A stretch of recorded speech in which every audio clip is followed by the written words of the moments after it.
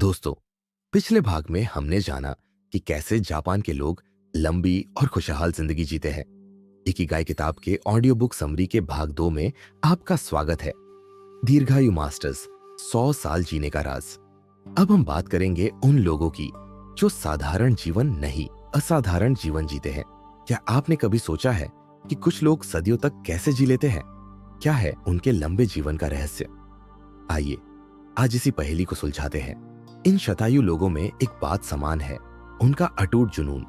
वे अपने सपनों का पीछा करते हैं, चाहे राह में कितनी भी कठिनाइयां में आए। वे कभी हार नहीं मानते। वो जानते हैं कि कुछ चीजें हमारे बस में नहीं है, जैसे समय का पहिया घूमता रहता है और दुनिया बदलती रहती है। जापान के लोगों का स्वस्थ और लंबा जीवन उनके जीने के तरीके और दर्शन का नतीजा है, जहाँ इकिगाई को खोजना और उसे जीना सबसे जरूरी माना जाता है। लेखक हमें उन अद्भुत इंसानों से मिलवाते हैं जिन्होंने जीवन को भरपूर जिया है। उनका मकसद सिर्फ ये जानना नहीं था कि खुशहाल जीवन कैसे जिया जाए, बल्कि ये समझना था कि लंबी उम्र वाले लोग जीवन के बारे में क्या सोचते हैं। ओकिनावा में उनकी मुलाकातें बेहद खास रही। उन्हें 100 साल से ज्यादा जीने वाले सुपर सेंटेनरियन से मिलने का मौका मिला। आज पूरी दुनिया में लगभग 350 से 400 लोग सुपर सेंटेनरियंस की श्रेणी में आते हैं। भले ही ये सुपर हीरो ना हो, लेकिन इन्होंने इस धरती पर सबसे ज्यादा समय बिताया है। इनमें से कुछ लोगों ने अपनी लंबी उम्र का राज कुछ इस तरह बताया। अच्छा खाओ, चैन से सो और लंबी उम्र पाओ। आराम करने की कला सीखो। अपने अंदर जीने की चाहत को जिंदा रखो और मांसाहारी भोजन कम करो। अपने भीतर के बच्चे को जिंदा रखो और हंसना मत भूलो। मन और शरीर को सक्रिय रखो, तभी आप लंबी उम्र तक जी पाएंगे। बिना किसी बुरी आदत के जीवन जियो और ऊर्जा से भरे रहो। कला किसी भी रूप में हो, इकिगाई होती है। यह आपके जीवन को अर्थ देती है और खुशियों के अनगिनत पल लाती है। और अच्छी बात यह है कि ये खुशियां हर किसी के लिए उपलब्ध है। जापानी कलाकार होकुसाई 83 साल की उम्र तक अपनी कला से जुड़े रहे। अभिनेता क्रिस्टोफर प्लमर 86 साल की उम्र में भी अपने काम के प्रति इतने समर्पित थे कि उन्होंने कहा, अगर स्टेज पर काम करते हुए उनकी जान चली जाए तो ये दुनिया छोड़ने का सबसे अच्छा तरीका होगा। कामन हरेरा ने 100 साल पूरे किए और 89 साल की उम्र में अपनी पहली पेंटिंग बेची। एल्सवर्थ केली, जिनकी 92 साल की उम्र में मृत्यु हो गई, ने कहा कि उम्र बढ़ने के साथ उनकी देखने और सुनने की क्षमता बढ़ती गई, जिससे उन्हें हर रोज नई चीजें दिखाई देती थी और नए चित्र बनाने की प्रेरणा मिलती थी। तो देखा आपने, उम्र बढ़ने के बावजूद इन लोगों ने काम करना और सीखना नहीं छोड़ा। सीखते रहने से मन कभी थकता नहीं है और ना ही किसी बात का अफसोस रहता है। अक्सर उम्र बढ़ने पर हमें लगता है कि हमने सब कुछ देख लिया, सब कुछ जान लिया। लेकिन जब आप खुद को जानने की कोशिश करेंगे, जीवन के मायने समझेंगे, तो आपको एहसास होगा कि आप कितना कम जानते हैं। अमेरिका में जन्म और मृत्यु का लेखा जोखा रखने के लिए एक मजबूत रजिस्ट्री है, इसीलिए वहां लंबी उम्र के लोगों के प्रमाण ज्यादा मिलते हैं। लेकिन सच तो यह है कि जापान में सबसे ज्यादा शतायु लोग रहते हैं। उनके गांव का शांत और खुशहाल माहौल ही उनकी लंबी उम्र का राज है। संतुलित खान पान, बीमारी से पहले डॉक्टर की सलाह लेना, हमेशा काम में लगे रहना और अपनी संस्कृति से जुड़े रहना, ये सभी बातें उनकी लंबी उम्र में योगदान करती है। टीम भावना, मिलजुल कर रहना और जीवन के अंत तक किसी न किसी कला में सक्रिय रहना भी जरूरी है। हेक्टर गार्सिया कहते हैं कि जिनसे हम प्यार करते हैं वे किसी पेड़ के पत्ते की तरह होते हैं जो कभी भी झड़ सकते हैं। उनका कहना है कि हमारे आसपास की दुनिया में बदलाव अचानक नहीं होता, बल्कि ये ब्रह्मांड का ही हिस्सा है। इस बदलाव को स्वीकार करके अपने जीवन का उद्देश्य ढूंढना ही इकिगाई है। हमेशा सक्रिय रहने के लिए आपको अपने इकिगाई के बारे में पता होना चाहिए, चाहे जरूरत हो या ना हो। आपका इकिगाई आपको हमेशा कुछ नया करने और लोगों के लिए उपयोगी चीजें बनाने के लिए प्रेरित करता है।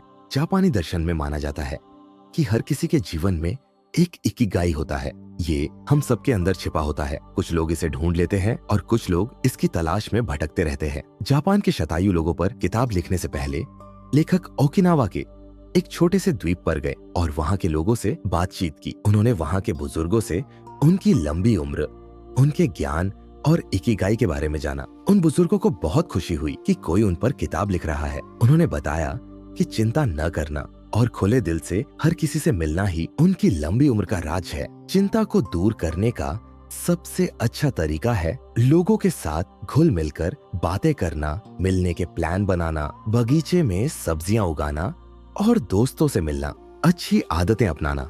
लंबी उम्र पाने का सबसे आसान तरीका है अच्छी आदतें अपनाना। जैसे ओकिनावा के ज्यादातर लोग सुबह 6 बजे उठकर अपने बगीचे में खुद उगाई हुई सब्जियां और पौधे देखते हैं। वे उन्हें जीवित मानते हैं और उनसे बातें करते हैं, जिससे उन्हें शांति मिलती है। अपने खाने के लिए खुद सब्जियां और फल उगाना कई लोगों का इकिगाई है। उम्र बढ़ने के बावजूद अपनी बुद्धि को तेज रखने के लिए अपने हाथों को हमेशा सक्रिय रखें। सुबह 4 बजे उठकर कॉफी पीना और थोड़ी कसरत करना भी कुछ लोगों के लिए जरूरी होता है। हर चीज को कम मात्रा में खाना भी जरूरी है। इससे अगर आपको अलग अलग तरह के भोजन पसंद है तो भी कोई दिक्कत नहीं होगी। हर दिन कुछ न कुछ काम करते रहना भी जरूरी है। आलस्य और थकान शरीर को धीरे धीरे निष्क्रिय बना देते हैं। हर सुबह पूजा करके अपने पूर्वजों को याद करना जरूरी है। प्रार्थना से दिन की शुरुआत करना अच्छा होता है। हफ्ते में एक बार दोस्तों से मिलकर खुश होना भी जरूरी है। लंबी उम्र के लिए 3 चीजें जरूरी है: स्वस्थ शरीर के लिए कसरत, अच्छा खाना और दोस्त परिवार। अपनी दोस्ती को मजबूत बनाए रखें। दोस्तों से रोज मिलना और गपशप करना यहाँ के लोगों के जीवन का ईंधन है। यह जानना कि अगले दिन उसी जगह और समय पर दोस्तों से मिलना है कई लोगों के लिए बहुत जरूरी होता है। अपनी पसंद के लोगों से नियमित रूप से मिलना और उनसे बातें करना ही उनकी लंबी उम्र का राज है। सड़क पर स्कूल जाते बच्चों को देखकर मुस्कुराना, लोगों को गाड़ी धीरे चलाने की सलाह देना, महिलाओं का सम्मान करना, ऐसे कई काम हैं जो जापान के लोगों की दिनचर्या का हिस्सा है। इत्मीनान से जीवन जियो, जल्दबाजी मत करो, हर काम को धीरे धीरे करो। आराम से और सुकून से जीना ही यहाँ के लोगों की लंबी उम्र का राज है। समुद्र किनारे मिलने वाली सीपियों से सुंदर चीजें बनाना कई लोगों का इकिगाई है। सुबह जल्दी उठकर प्रार्थना और कसरत करने के बाद सादा नाश्ता करना और फिर काम पर जाना, और जब मन करे तब काम करने के बाद दोस्तों से मिलकर घर लौटना। ये ओकिनावा के ज्यादातर लोगों की दिनचर्या है। छोटी छोटी चीजों में खुश रहना और हर मौसम में शांति से जीना उनकी लंबी उम्र का राज है। सबसे जरूरी है सकारात्मक रहना। हर दिन खुद को याद दिलाएं कि आपका आने वाला दिन सेहत और ऊर्जा से भरा होगा, जिसका आपको पूरा फायदा उठाना है। चाहे कितनी भी उम्र हो जाए, हमेशा खुद को युवा समझे और माने कि आपको अभी बहुत कुछ करना है। खुलकर हंसे, जहां भी जाए खुशियां फैलाएं। हमेशा खुद को भाग्यशाली समझे और जीवन में जो कुछ भी मिला है उसे समाज को वापस करें। एक अच्छा जीवन जीना ही लंबी उम्र का राज है। इसलिए इन बातों को अपनाएं और अपने जीवन में खुशियों का स्वागत करें। ईश्वर का अंश। अब बात करते हैं कि लेखकों की टीम ने वहां तक का सफर कैसे तय किया और उनके शुरुआती अनुभव कैसे रहे।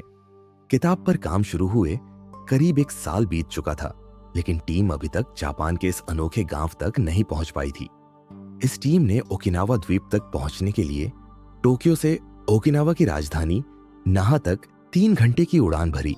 कुछ दिन पहले ही उन्होंने गांव के मुखिया को फोन करके अपने आने की जानकारी दे दी थी और अपने आने का मकसद भी बता दिया था। काफी बातचीत के बाद उन्हें वहां जाने की इजाजत मिली और उस द्वीप पर पहुंचकर उन्हें लगा कि जैसे समय ठहर गया हो, क्योंकि वहां के लोग वर्तमान में जीने में विश्वास रखते थे। उनकी सड़क यात्रा भी बहुत खूबसूरत रही, क्योंकि रास्ते में एक तरफ समुद्र था और दूसरी तरफ यानबारू जंगल से ढका पहाड़। सड़क के किनारे छोटे छोटे घर और दुकानें थी जो जापानी संस्कृति से भरी हुई थी। अपनी मंजिल पर पहुंचने पर तायरा और यूकी नाम की 2 महिलाओं ने उनका स्वागत किया। यूकी 88 साल की थी और उन्होंने खुद कार चलाकर उन्हें एक होटल में खाना खिलाने के लिए ले गई। उन्हें अपनी ड्राइविंग पर बहुत गर्व था, जो उनके चेहरे पर साफ दिख रहा था। रेस्टोरेंट पहुंचकर लेखकों को पहला सबक मिला कि वहां खाने को जीवन का सबसे जरूरी हिस्सा नहीं माना जाता। खाने से आपकी लंबी उम्र पर कोई खास असर नहीं पड़ता है, हाँ, कम खाने से जरूर पड़ता है। यूकी ने हंसते हुए कहा कि असली राज है खुशी से जीना और आज को बेहतर बनाना। क्या आप जानते हैं कि ओकिनावा में बार नहीं है और रेस्टोरेंट भी कम है, क्योंकि वहां खुशी का मतलब थोड़ा अलग है। वहां लोग सामाजिक केंद्रों पर मिलते हैं, शहरों को छोटे छोटे हिस्सों में बांटा गया है। हर हिस्से का एक मुखिया होता है और कुछ लोगों को कला, त्योहार, सामाजिक कार्य और लंबी उम्र जैसे विभागों की जिम्मेदारी दी जाती है। जी हाँ, लंबी उम्र यहाँ एक विभाग है और लोग इस पर सबसे ज्यादा ध्यान देते हैं। इसके बाद टीम एक जन्मदिन की पार्टी में गई जहां करीब 20 लोग थे। उस ग्रुप में सबसे कम उम्र का व्यक्ति 83 साल का था और जिसका जन्मदिन मनाया जा रहा था वो 99 साल की हो रही थी और 100वें साल में प्रवेश कर रही थी। उस महिला ने मोमबत्ती बुझाई और पार्टी में आए सभी लोगों का शुक्रिया अदा किया और फिर जवान लोगों की तरह नाच गाकर जश्न मनाया। ये टीम की पहली पार्टी थी, लेकिन आखिरी नहीं। वहां एक हफ्ता रहने के दौरान उन्होंने कई और उत्सवों में हिस्सा लिया। वे मधुर गीत गाते थे और अपने पारंपरिक तरीके से सभी को पहाड़ की तलहटी में खाना खिलाते थे और नाच गाकर अपनी खुशी जाहिर करते थे। ओकिनावा की जीवन शैली में खेलकूद को भी बहुत महत्व दिया जाता है। वहाँ के बुजुर्गों ने टीम को भी खेलों में शामिल होने के लिए कहा। वहाँ के लोग आपस में प्रतियोगिताएं आयोजित करते रहते हैं और खेलों में शामिल होने के लिए उम्र कोई मायने नहीं रखती। टीम खुशी खुशी खेलों में शामिल हुई, लेकिन 104 साल की एक महिला ने उन्हें हरा दिया। हार जीत की परवाह किए बिना सभी लोग बहुत खुश थे और वो दिन सुखद तरीके से बीत गया। ओकिनावा के लोग मानते हैं कि हर इंसान में ईश्वर का अंश होता है, जिसे माम्बुई कहते हैं। यह चेतना का अंश है और हमारे जीवन का असली स्रोत है। यह चेतना अमर है और हमारी असली पहचान है। शायद इसीलिए यहाँ हर कोई एक दूसरे का इतना सम्मान करता है और प्यार करता है। सुखी जीवन जीने के लिए ज्यादा कुछ नहीं चाहिए। The Ikigai diet. आखिर ओकिनावा के भोजन में ऐसा क्या है जो इस जगह को दुनिया के सबसे लंबी उम्र वाले लोगों का घर बनाता है? ये लोग कैसे स्वस्थ रहकर इतना लंबा जीवन जीते हैं? आइए कुछ कारण जानते हैं। विश्व स्वास्थ्य संगठन के अनुसार जापान में दुनिया में सबसे ज्यादा जीवन प्रत्याशा है। यहाँ पुरुषों की औसत उम्र 85 वर्ष और महिलाओं की 83.3 वर्ष है। जापान में 100 साल से ज्यादा उम्र के लोगों की संख्या दुनिया में सबसे ज्यादा है। सितंबर 2016 में विश्व स्वास्थ्य संगठन के एक सर्वे के मुताबिक हर 10 लाख लोगों पर 520 से ज्यादा शतायु लोग थे। एक अन्य अध्ययन में जापान, ओकिनावा, स्वीडन और अमेरिका में जीवन प्रत्याशा की तुलना की गई, जिससे पता चला कि जापान में जीवन प्रत्याशा काफी ज्यादा है। ओकिनावा में राष्ट्रीय औसत से भी ज्यादा लोग लंबा जीवन जीते हैं। ओकिनावा द्वितीय विश्व युद्ध से सबसे ज्यादा प्रभावित क्षेत्रों में से एक था। युद्ध के मैदान पर संघर्ष, भूख और युद्ध के बाद संसाधनों की कमी के कारण 1940 और 1950 के दशक में जीवन प्रत्याशा ज्यादा नहीं थी, लेकिन ओकिनावा ने जल्दी ही खुद को संभाला और आज यहाँ देश के सबसे ज्यादा लंबी उम्र वाले लोग रहते हैं। तो जापानियों के लंबे जीवन का क्या राज है? ओकिनावा को जीवन प्रत्याशा के मामले में सबसे आगे क्या चीज बनाती है? विशेषज्ञों का कहना है कि ओकिनावा जापान का एकमात्र ऐसा प्रांत है जहाँ रेलगाड़ी नहीं है, इसीलिए यहाँ के लोग पैदल या साइकिल से चलते हैं। ये जापान का एकमात्र ऐसा प्रांत है जहां लोग हर दिन 10 ग्राम से कम नमक खाते हैं, जैसा कि जापानी सरकार सलाह देती है। इसका श्रेय ओकिनावा की चमत्कारी डाइट को भी जाता है। ओकिनावा में हृदय रोग से होने वाली मौतों की दर जापान में सबसे कम है और इसका कारण है यहाँ के लोगों का खान पान। ये कोई संयोग नहीं है कि पोषण पर होने वाली किसी भी चर्चा में ओकिनावा डाइट का जिक्र जरूर होता है। ओकिनावा में आहार पर सबसे ठोस जानकारी कार्डियोलॉजिस्ट माकोतो सुजुकी के अध्ययनों से मिलती है। उन्होंने 1970 से अब तक ओकिनावा में पोषण और उम्र बढ़ने पर 700 से ज्यादा वैज्ञानिक लेख लिखे हैं। इस विषय पर ओकिनावा प्रोग्राम नाम की एक किताब भी छपी है, जिसे डाइट की बाइबल माना जाता है। इस किताब में उन्होंने कई बातें बताई। ओकिनावा के लोग कई तरह के खाद्य पदार्थ खाते हैं, खासकर सब्जियां। भोजन में विविधता का होना बहुत जरूरी है। ओकिनावा के शतायु लोगों के एक अध्ययन से पता चला है कि वे मसाले सहित 250 तरह के अलग अलग खाद्य पदार्थ खाते हैं। वे हर दिन लगभग 18 अलग अलग प्रकार के भोजन खाते हैं, जो हमारी फास्ट फूड संस्कृति के बिल्कुल विपरीत है। ओकिनावा के लोग हर दिन 7 अलग अलग तरह के फल और सब्जियां खाते हैं और कम से कम 5 बार फल और सब्जियों का सेवन करते हैं। यह जांचने का सबसे आसान तरीका है कि आपके भोजन में पर्याप्त पोषण और विविधता है या नहीं। यह देखना है कि क्या आप हर दिन इंद्रधनुष खा रहे हैं, जैसे लाल मिर्च, गाजर, पालक, फूल गोभी और बैंगन से बने व्यंजन आपके भोजन को शानदार रंग और विविधता देते हैं। सब्जियां, आलू, फलियां और टोफू जैसे सोया उत्पाद ओकिनावा के लोगों के मुख्य भोजन है। उनकी दैनिक कैलोरी का 30% से ज्यादा सब्जियों से आता है। अनाज उनके भोजन का आधार है। जापानी लोग हर दिन चावल खाते हैं, कभी कभी नूडल्स भी खाते हैं। ओकिनावा में भी चावल मुख्य भोजन है। वे बहुत कम चीनी खाते हैं और अगर खाते हैं तो गन्ने की चीनी का इस्तेमाल करते हैं। लेखक समूह ओगिमी जाते समय हर सुबह गन्ने के खेतों से गुजरा और उन्होंने एक जगह रुककर गन्ने का रस भी पिया। रस बेचने वाले स्टॉल पर गन्ने के एंटी कैंसर गुणों के बारे में एक बोर्ड भी लगा हुआ था। इन बुनियादी आहार सिद्धांतों के अलावा ओकिनावा के लोग हर हफ्ते औसतन 3 बार मछली खाते हैं। जापान के दूसरे हिस्सों में जहां पोर्क ज्यादा खाया जाता है, वहीं ओकिनावा के लोग इसे हफ्ते में सिर्फ 1 या 2 बार खाते हैं। माकोतो सुजुकी के शोध और अध्ययन से ये बातें साबित होती हैं।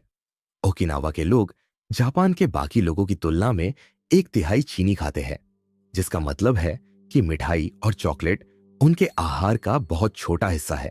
वे जापान के बाकी हिस्सों की तुलना में लगभग आधा नमक खाते हैं, यानी हर दिन लगभग 7 ग्राम, जबकि बाकी जापानी लोग लगभग 12 ग्राम खाते हैं। ओकिनावा के लोग जापान के बाकी हिस्सों की तुलना में बहुत कम कैलोरी लेते हैं, लगभग 1785 कैलोरी प्रतिदिन, जबकि जापान में औसत 2067 कैलोरी है। ओकिनावा के साथ साथ दुनिया के बाकी ब्लू जोन में भी यही ट्रेंड देखने को मिलता है। तो आपने सुना एक स्वस्थ और लंबे जीवन के लिए सही डाइट कितनी जरूरी है। जब हम लंबी उम्र की बात करते हैं तो हमारे खाने की आदतें सबसे ऊपर आती है। जापानी लोगों और खासकर ओकिनावा के लोगों की लंबी उम्र का राज बताते हुए लेखक उनके खाने की आदतों को श्रेय देते हैं। वे पहले बताए गए 80% नियम की बात करते हैं, जिसे जापानी में हाराहाची बू कहा जाता है। हाराहाची बू का मतलब है कि आप तभी खाना बंद कर दें जब आपका पेट 80% भर जाए। इसे अपनाने का एक आसान तरीका है कि आप मीठा खाना छोड़ दें। इसे पूरी तरह से मानना मुश्किल नहीं है। आपको जब लगे कि आपका पेट लगभग भर गया है लेकिन थोड़ी सी और जगह है, तो उसी समय खाना बंद कर दें या प्लेट में परोसी गई मात्रा को कम कर दें। इसका मतलब है कि जब आप खाना खत्म कर ले तो आपको थोड़ी सी भूख लगनी चाहिए। इसी वजह से पश्चिमी देशों के मुकाबले जापान में भोजन की मात्रा कम होती है। इसके बदले छोटी छोटी प्लेटों में भोजन परोसा जाता है, जैसे चावल, सब्जियां, एक कटोरी सूप और थोड़ा सा नाश्ता। इस तरह से भोजन परोसने से ज्यादा खाने से बचना आसान हो जाता है और इससे अलग अलग तरह का भोजन खाने में भी आसानी होती है। हाराहाची बू एक प्राचीन प्रथा है। जैन बौद्ध धर्म की 12वीं सदी की किताबों में भी कहा गया है कि आपको जितना खाना है उससे सिर्फ 2/3 ही खाना चाहिए। पहले बौद्ध मठों में 1 से ज्यादा बार भोजन करना आम बात नहीं थी। शायद बौद्ध धर्म ने 900 साल पहले ही कम कैलोरी लेने के फायदे जान लिए थे। तो ये बात तो तय है कि लंबे समय तक जीने के लिए कम खाना खाना चाहिए। शायद ही कोई इस बात से इनकार करेगा। अपने शरीर की जरूरत से कम कैलोरी लेने से लंबी उम्र मिलती है, लेकिन इसका मतलब ये नहीं है कि आप कुपोषण के शिकार हो जाएं। कम कैलोरी का सेवन करते हुए स्वस्थ रहना जरूरी है। पौष्टिक भोजन खाएं और उन चीजों से दूर रहे जिनमें कैलोरी बहुत ज्यादा होती है लेकिन पोषण कम होता है। यहाँ जिस तरह की कैलोरी कम करने की बात हो रही है वो लंबे जीवन के लिए सबसे असरदार तरीका है। अगर शरीर को लगातार जरूरत से ज्यादा कैलोरी मिलती रहे तो वो सुस्त हो जाता है और सिर्फ भोजन पचाने में ही अपनी ऊर्जा खर्च कर देता है। कैलोरी कम करने का एक फायदा ये भी है कि इससे शरीर में IGF-1 यानी इंसुलिन जैसा ग्रोथ फैक्टर का स्तर कम हो जाता है। IGF-1 एक प्रोटीन है जो उम्र बढ़ने की प्रक्रिया में अहम भूमिका निभाता है। ऐसा लगता है कि मनुष्यों और जानवरों की उम्र कम होने का एक कारण उनके खून में इस प्रोटीन का ज्यादा होना है। क्या सिर्फ कैलोरी कम करने से इंसानों की उम्र बढ़ सकती है?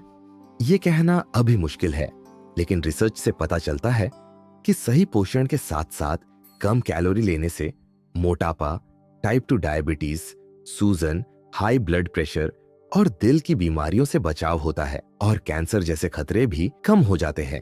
अगर आप हर रोज 80% नियम का पालन नहीं कर पाते हैं तो आप हफ्ते में 1 या 2 दिन उपवास कर सकते हैं। 5:2 डाइट में हफ्ते में 2 दिन उपवास करने और बाकी 5 दिन सामान्य रूप से खाने की सलाह दी जाती है। इसके कई फायदे हैं, जैसे कि इससे पाचन तंत्र साफ होता है और पेट को आराम मिलता है। ओकिनावा डाइट में प्राकृतिक एंटीऑक्सीडेंट भी भरपूर मात्रा में होते हैं।